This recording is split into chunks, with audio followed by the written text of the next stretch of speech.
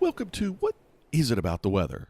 Where once a week we get together and explore the many ways that weather pokes and prods, winds and weaves itself into the fabric of our lives. I'm your host, Mark Jelinek, and this week we're going to be talking about, do meteorologists confer the same or different than other folks? But before I jump into that topic, let me take a moment to talk about the survey. No, I'm not going to ask you to do it again. But I did want to say thank you to all of you who took the time to fill it out during the course of December. It was greatly appreciated. And to all of you who support the podcast, whether it's by filling out surveys, whether it's going to patreon.com/weather and providing a little monthly financial support, or PayPal for that matter, to help us keep revenue neutral, or those who tell other folks about the podcast, or send me show ideas, or just thank yous on occasion, whatever it is. It's greatly appreciated. And as we head into 2018 and kick off the next year of podcast, I just wanted to take a moment and say thank you. Now, my weather week was very focused on trying to keep warm. Now, some of you have probably heard we've got this big storm going on in the northeastern portion of the United States and off coastal Canada as well, or the maritime provinces. And it's a pretty big storm. You probably heard bomb cyclone if you're following the news, or bombogenesis. And this is really just a way we describe a storm that changes in pressure pretty quickly, just like a hurricane can do it as well. We tend to call it rapid intensification. It's a different mechanism for how these things happen, but the outcomes are very similar. It talks about how strong that storm is getting. Big storm, particularly big because we've got this new satellite up there allowing us to look at it like we've never looked at these kind of storms before. So it's kind of neat. A lot of people doing it. But I've been getting ready for the conference and haven't had as much time to focus on that. But I have had to focus on staying warm.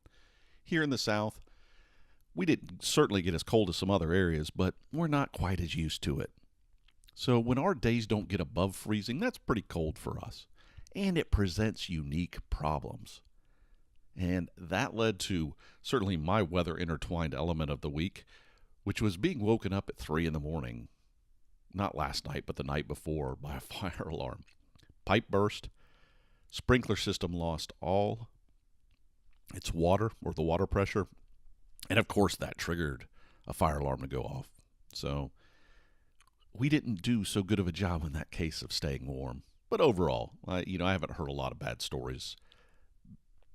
Yeah, but again, our exposures are different. We've got a couple more days, so who knows? Who knows where it'll go? Any case, I'm a little more rested today, so hopefully I don't sound like I didn't get any sleep or anything like that. A little more last night. All right. Hope you're staying warm if you're in the middle of this storm, or wherever you might be, or if it's really hot. I hope you're staying cool. But let's move on to our main topic this week.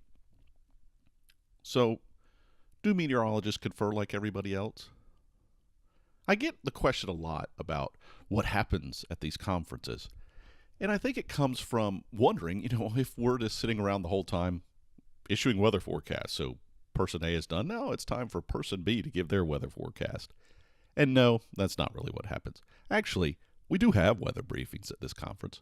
They may not be quite as big of a deal as they were back in the day before everybody had an app on their phone or could easily check information on their phone while they're attending the conference.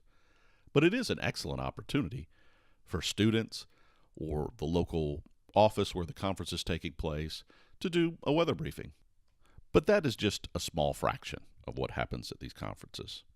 So in short, there's sessions where people are presenting research, maybe talking on relevant topics to the weather enterprise.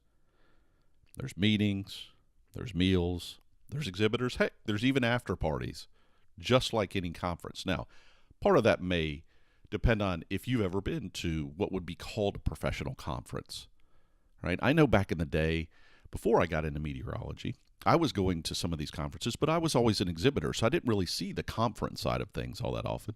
I was occasionally invited to speak and would present, so I had kind of a glimpse, but it wasn't my focus. I can't say that I was going to these conferences on a regular basis as an attendee. But if you've ever attended, I would tell you that a weather conference is probably very similar to any sort of professional conference. Now, it's not going to be like an expo or a show. As many of you probably are aware, CES is going to also be kicking off this week. I think it's going to be overlapping a lot. I think we'll get a lot less press than maybe the CES folks will. And at that show, the focus is very much about what's new, what's trending, what are the consumers going to see this year, and of course a lot of business dealings that go around that. But it's not so much about sessions to talk about the trade, if you will. Yes, there are product demonstrations, but that really is a different sort of thing. Now, at our weather conference, again, do we talk a lot of weather? Sure. Lots of that going on. But like this podcast, much is focused on what else is going on in our industry, or the weather enterprise, if you will, both public and private sector, what's new research-wise, but also how is that being communicated with folks? How is it touching other elements like artificial intelligence or machine learning? You know, how is weather intertwining into the fabric of the planet and how we all live our lives?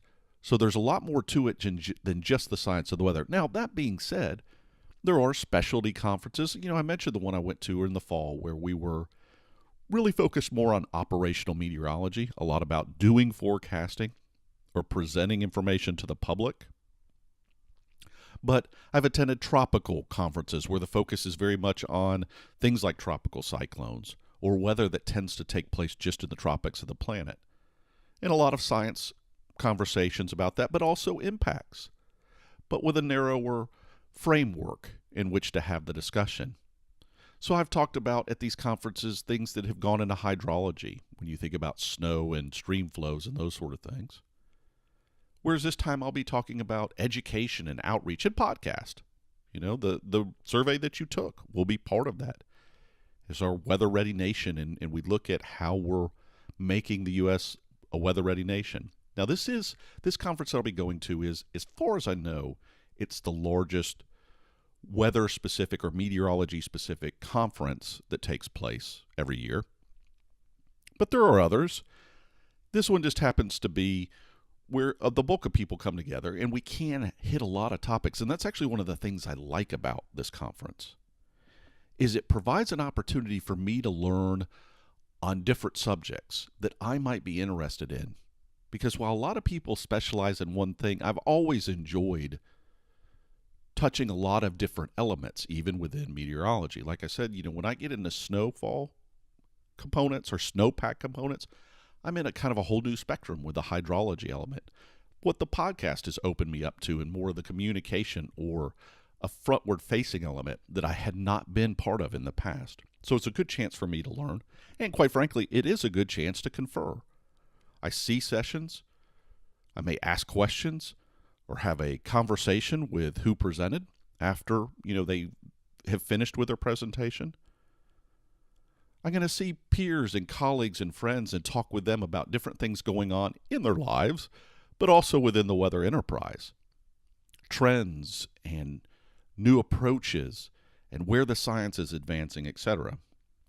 And of course, just like many expos or shows, as well as conferences, there's the business element. There's certainly exhibits, people trying to sell their wares or create arrangements where, you know, they may provide a type of forecast that somebody else needs, those sort of things. So there's a little bit of everything. Fundamentally, though, the idea of the conference in a large scale is about sharing new knowledge, all right? And yes, we do live in a day and age where it's easier to do that. It's one of the reasons maybe, for instance, the weather briefings aren't as big as they might have been in the past, because we've got these phones and levels of communication we didn't have. But I can tell you, being immersed like it is at a conference provides an opportunity for thought, especially some group thought or dialogue amongst not just your normal clan, if you will, that can open up new ideas and thoughts and perspectives that you just may not get in a more formal, you know, I may not think that email sounds all that formal to folks, but having a conversation over a cup of coffee is different, and you don't always get that chance to do that with these people that you may see once a year at this type of conference or occasionally at a specialty conference. So it's very important. Now, like I said, this time around, I'll be presenting on things that I've not presented on before. And one of those is the survey, right? That you guys helped me to do. But before I get into, I'm going to give you guys a little sneak peek. I'm going to give you a sneak peek into the what is it about the weather responses versus the broader topic. But I did want to take a moment to thank all the other podcasts who helped with the research. The goal of this research was understanding, last year we had this National Weather Podcast Month, and we're going to do that again this year. But in last year, one of the elements that came out of that was for all these podcasts to follow what had been just one podcast that had been what's called a Weather Ready Nation Ambassador. And it kind of opened up a new view in things that we could talk about, and certainly I've talked about with you guys. But that step meant that anything that I might want to look at from a research perspective or just a knowledge increase perspective should be broader than just you and me talking here. So I reached out as we were getting ready for the next National Weather Podcast Month that's going to be, again, coming up soon. And I said to my fellow podcasters, hey, I'd appreciate it if you guys would be willing to share this survey that hopefully, those of you who took it or at least looked at it will have an understanding of with your audience. Can you please do that? And so I want to thank the folks at WeatherBrains, Weather Hype, Stormfront Freaks, the Weather Junkies, and the Carolina Weather Group, who each provided an opportunity for their listeners to also respond, because it does help fill it out and provide a more complete picture when we're talking about this broader topic. There'll be links in the show notes to those different podcasts if you want to take a look at them. And again, you'll hear more about them when we get to National Weather Podcast Month as well. But what did you guys have to say? What was your feedback? Was it surprising? Was it as expected? Inquiring minds want to know. I guess the first thing that surprised me was the amount of yeses. Now, people that respond to surveys, that's not always a completely accurate representation of the broader audience, but it gives you some insights. And we ask questions related to the types of learning, the science, the impacts, dealing with weather when it puts you in a dangerous situation. And I really was genuinely surprised at the level of yeses that we got in all those things. We really didn't have, I think there was maybe one no in the mix. Yeah, some maybes, and I understand that, but I really was. I was surprised by the level of yeses. I was also, I guess what you may want to know is how you responded in terms of being ready for dealing with dangerous weather situations compared to some of the other components we looked at. We looked at things like local TV and radio, national or cable, National Weather Service websites, weather apps, and social media. And while we were lower on the TV and the National Weather Service websites, which I would have expected, we were significantly higher on the other ones. And I didn't necessarily think that was going to be the case. All right? I wasn't, I haven't really focused in my mind. And this is my perspective. And that was the other thing that was interesting, is what I might think versus how you responded. And that tended to be the case across all the different podcasts as well. I think we see that we're presenting or feel we're presenting in a certain way, but your takeaway or your perception may be different, sometimes meaningfully so. Now, advantages you gave to podcast. The time element about having time to discuss topics in more detail and the ability to present it maybe in a way that some of these other channels can't do. As an example, let's take a local television station. They may just not be able to do stuff in a free-flowing format like we can do it here. Or a website might not have the ability to provide audio support or, kind of an off-the-cuff thinking about a topic in a way that we can do it here. So those didn't really surprise me at all. Of course, you also did ding, the podcast on, it not having the ability to present the information in a way that was timely to when the event was happening. And some people view that as a positive, okay? But I generally see it as a negative, and you guys saw it that way as well. So what did surprise me a little bit, though, so those responses, I guess, were in line with my expectations. You surprised me in the amount of others that you answered. I'm always amazed. Taking the time to enter an other on a survey means you really thought about it. And one of the, I guess, the most interesting ones that, I hadn't thought about in a while was the comment about the podcast being available infinitely and always available and always repeatable. So it's there to go back to again and again and again. If you didn't hear something right the first time, or you wanted to clarify and make sure you heard it right, or you wanted to come back to it 24 hours later or 48 hours later or 2 weeks down the road, you could easily do that. Sometimes with other inputs, especially audio video variety, they're not easily accessible down the road. Whatever they may have covered it when they did a spot on it, let's say on a television station, you may or may not be able to get to at a future date and time. Now, on the negative side, and I thought this was interesting, is it was commented about how the podcast isn't able to push information quickly and easily to listeners during dangerous situations. Like, let's say there's a risk of a tornado, or as what's going on in the Northeast, a big snowstorm or a blizzard. There might be benefit for a podcast to be able to hit their viewing or listening audience with relevant information when those events are going down, because you're in a mode to deal with it, right? And this, again, gets back to why TV might have an advantage, or why the National Weather Service websites might have an advantage, because they can give you that information easily at that time. Now, it may be in a past episode, but going back and digging through the episode, unless there's really extensive notes to do search on, which we don't have, it's not going to be easily obtained by the listener or viewer. So I thought that was kind of interesting, and it's something to ponder. I mean, maybe someday, and the podcasts do have the ability to get apps in place and to push stuff, but it's not the same as if you've loaded your local television station app and they send you an alert and useful information at the time. Now, one thing I also found interesting, and I didn't really know how the audience for this podcast was going to be, is folks who had not heard of the Weather Ready Nation. Now, this is folks who responded from a U.S. perspective, and only 1/3 of you had actually not heard of the program, which I thought would be a little higher. It is a terminology that anybody who has some weather interest in the U.S. is going to have probably heard in the last few years. Maybe not a lot, but is going to at least have heard it. And so most of you had heard of it before.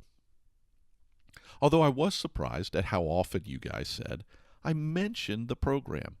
In my mind, all right, I had only, said stuff on a seasonal basis. And I know I do it on a seasonal basis because that's when the new information comes out, and we get these alerts from the program itself about mentioning it. And I try to do it as it changes. But you guys, over 70% of you said I say something on a monthly basis or more often even. And I was surprised by that. So there's either some kind of lingering effect that your perception is that I'm just mentioning it on a more frequent basis, or maybe I am and I'm not realizing it. Any case, because you would walk away from this episode going, well, he mentioned it in this episode, and that's true. And I may not think about it because I'm not specifically talking about the benefits of the program. The other thing that was interesting also, though, is that most people who responded only listen to one weather-related podcast.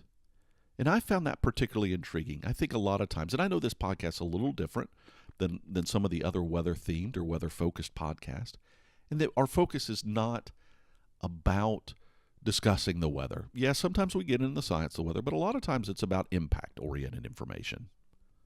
So it wouldn't have surprised me at all if you guys were listening to another podcast that maybe was a little more focused on the weather or the science of the weather. But generally speaking, you don't. And, I don't know the reason for that. But I'm sure that, at some point, maybe you have or haven't, and maybe you've just settled in on this podcast, which is fine, right? And you're listening to other podcasts. You may say, I have a budget of 5 hours a week or 5 hours a month or whatever it is for a podcast, and I'm only going to do one weather one. I guess I was just a little surprised that the number wasn't higher. Any case, that's your sneak peek at the responses you gave. At the conference, I will be covering the more general what happened, but I will tell you that your responses were fairly in line. There were some differences and a lot of similarities between what the broader perspective was. Again, thank you for all who took the survey. I hope, I don't know, you may or may not find this information useful, but that's one of the things I'm going to confer about this coming week when I'm at the annual AMS meeting. Now, let's get off conferencing for a bit. Let's move on to something else that came in from one of our listeners, Aaron, who's a frequent, he prompts me to think, and actually he hits me on weather-related stuff. And he sent me a question on frontal boundaries. And he mentioned that on his TV forecast that he watches occasionally, that meteorologist does not tend to present frontal boundaries in their forecast anymore. And he was wondering if there was a particular reason why. He even mentioned in an app it's harder to get. And I threw out some initial stuff, and as I told him, I'm going to confer with my peers this week and see if there's more to it. But I do think that we're in an age where I still like them, and I gave him a source that I use to still go get them over at the Weather Prediction Center. Their website has straightforward maps that you can get that have weather fronts on them, okay? But it kind of hit home, I think, in my mind that it probably has more to do that fronts are kind of boring. They tend to be a little static. And yes, you can draw them and animate them, but then they tend to be maybe not as accurate, and they're more conveying an idea than the specific implications. And even as we've moved in this day and age, we know a lot of times when you're looking at a cold front that it's as much about vertically what's happening above that cold front that might tell us more about the impacts and the timing. So I think we've moved away from them in that perspective. But I also think in a broad scale, when you're looking at what's coming down the road or what may be coming in the week ahead, that frontal boundaries are still very, very useful. And I like them too, Aaron. So as I told him as well in my response, again, maybe not as pretty as a satellite image, maybe not as telling in a vertical perspective, maybe not as changing, because you can only update it, so you could update it more often, but realistically they tend to get updated every 6 hours for sure. The readings are there to do it more often, but the computer generated frontal boundaries have not been as good, and they may look more jagged. And so having something that smooths them out, I think with AI and machine learning and all that, we ought to be able to do it. So maybe we'll see a return of the frontal boundary. Who knows? But thank you for that question, Aaron. Again, I always appreciate getting those sort of questions, and that comes to this point. I'm going to be at this conference. I'm going to be around a lot of people who know a lot about weather, and not just about weather, but weather impacts, how weather is touching different industries, how weather is touching different aspects of our lives, different technologies. So if any of you have a question or an idea or a concept or whatever it is that you would like me to explore at the upcoming AMS meeting, please pop me an email. What is it about the weather.com/contact? You can use the form, or what is it about the weather@gmail.com? You can just send me a thing and say, hey, this is what I'd like you to do. Or you can throw it to me on Twitter as well. I put a request out on Twitter this week, so I'm fine with getting it however you want to. But I'd be glad to explore it, because as I've said, this will be the first time I've gone to this annual meeting. The last time I went was a couple years ago, right before the podcast started. So I was thinking about the podcast then, but maybe not in the same way. So this will be the first time that I'm attending this conference in a mindset of what might my listeners want to know about. So please feel free to take an active role in helping me see what you think might be interesting, because I'll be glad to explore it. Okay, it's time for me to get back to finalizing. I got to work a little bit more on my poster session. I'm still trying to figure out how I'm going to be presenting podcast and vlogging on a poster. It's been an interesting challenge.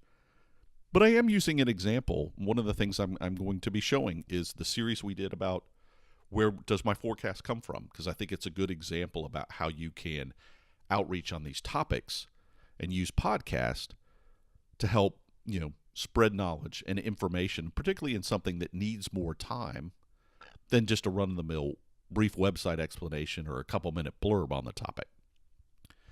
So I'm going to run off and do that. But as always, whether you're trying to stay warm or trying to cool off, remember to take a moment in all that and look around and see how weather is impacting you in ways that maybe you never imagined. Maybe something new and different that you hadn't quite thought about before. Because as we all know, there's much more to weather than the weather itself. There's your 2 White Sofa production. We're tired of hearing our Uncle grovel, so please support him on patreon.com/weather.